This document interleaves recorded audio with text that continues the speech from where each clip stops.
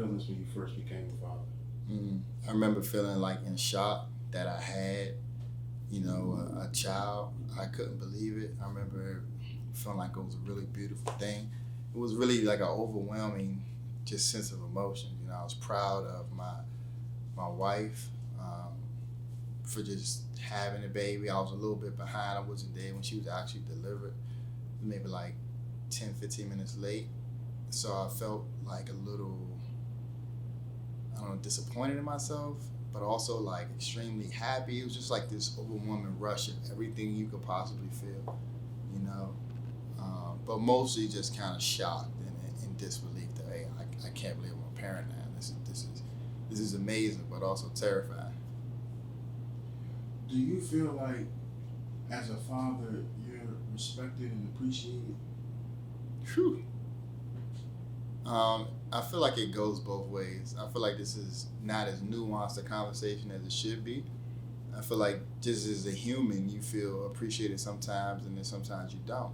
And as a father, it's the same thing. A lot of times being a father is a thankless job, but a lot of times being a father is like a really special thing for me. And you get a type of gratitude from the people around you that you wouldn't get if you were doing anything else. And I think that's really special. So yeah, it's a give and take thing. Sometimes you feel appreciated, sometimes I don't. But I feel like that comes with the territory for anything.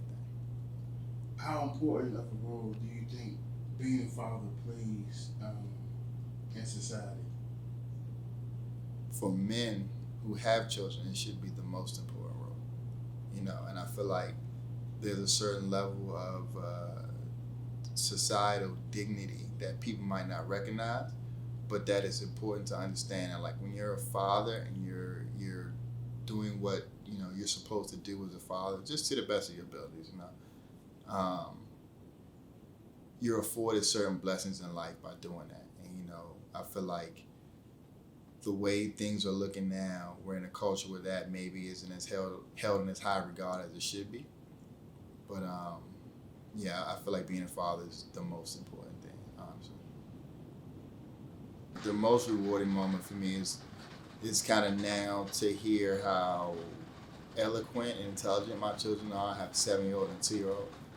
And just their ability to express themselves and kind of tell the world how they feel without fear. It makes me feel like I've created a safe environment for my children, and it makes me feel like they're supported and expressing who they are and saying who they really feel.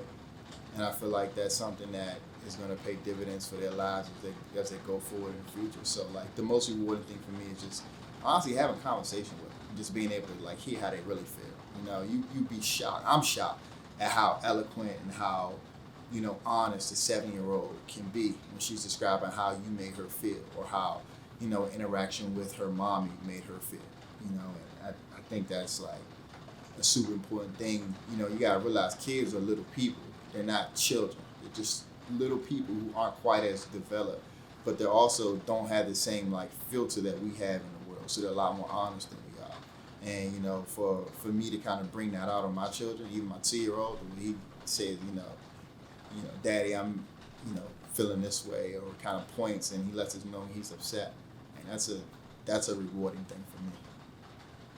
Do you feel like the role of the father is respected in today's society? Again, it's a nuanced thing, right? So in some cases, you look at social media long enough, you'd be like, no, it's not respected. You got people out here on Father's Day, the mothers putting the post up, and you hear time and again that these fathers ain't no good, or don't do this, or don't handle their business, or don't pay things. It goes on and on. But in my circle of the fathers that I know, my father, the fathers that I'm familiar with personally, do an excellent job. Involved and spare no expense or time or effort for their families, and I think that's an amazing thing. And I know more fathers that are doing a fantastic job than I do who aren't. And that's my view.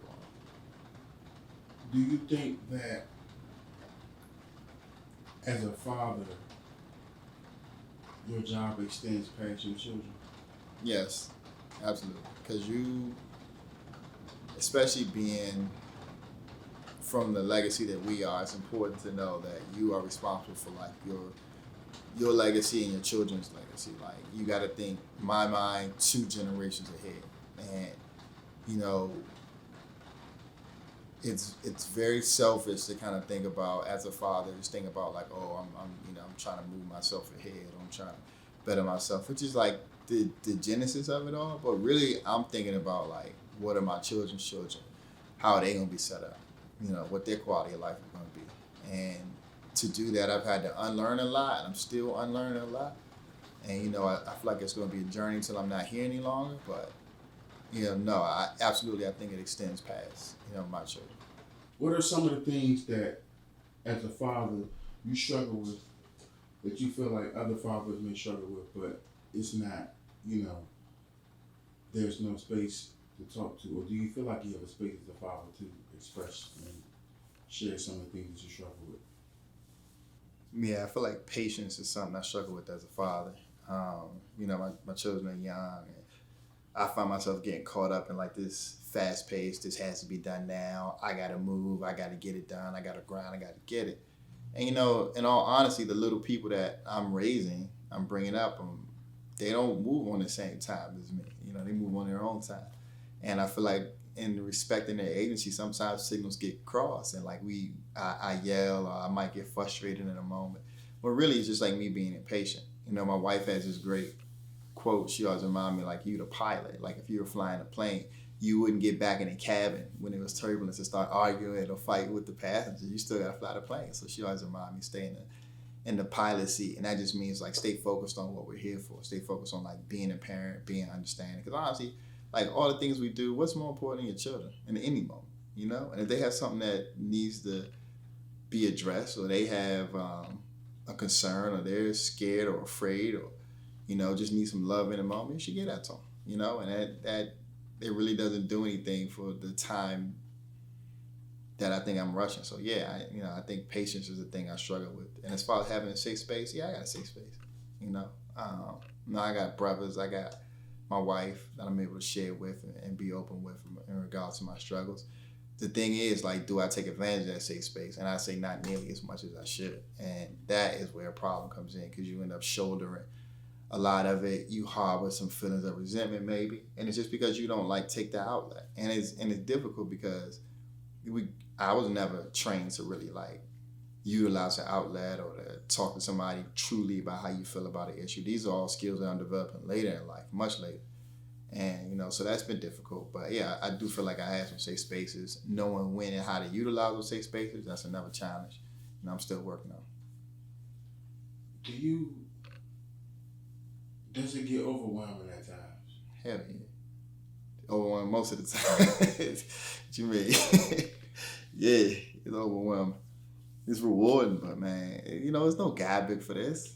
Nobody tell you how to be a good father. No, I had a fantastic example as a dad, but growing up, he was super flawed.